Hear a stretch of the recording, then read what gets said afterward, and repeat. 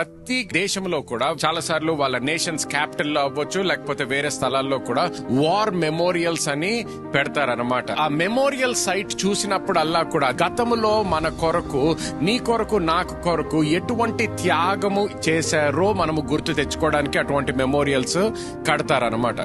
కేవలము ఎంతమంది ప్రాణాలు ఇచ్చారు అనేది గుర్తు తెచ్చుకోవడం కాదు, కానీ వాళ్ళు ప్రాణాలు ఇవ్వడము ద్వారా ఈ రోజు మనము స్వాతంత్రములో జీవిస్తున్నాము అని గుర్తు తెచ్చుకుంటున్నారు.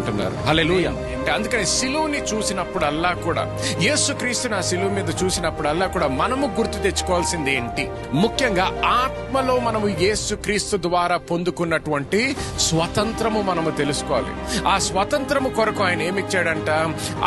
ఆయన శరీరాన్ని ఇచ్చాడంట, ఆయన రక్తముని ఇచ్చాడంట. ఆ రక్తము ద్వారా మనకి ఇప్పుడు నూతన నిబంధన స్థాపించబడ్డది. నమ్మిన వాళ్ళందరూ హల్లెలూయా అనండి. హల్లెలూయా.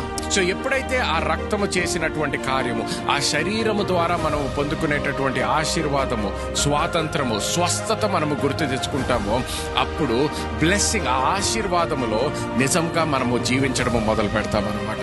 సో ఈ రోజు కూడా మీరు ఎటువంటి పరిస్థితిలో ఉన్నా కూడా ఆ రక్తము ద్వారా నీ జీవితానికి ఏమి ఇవ్వడము కొరకు ఆ రక్తాన్ని ఇచ్చాడో గుర్తు తెచ్చుకోండి.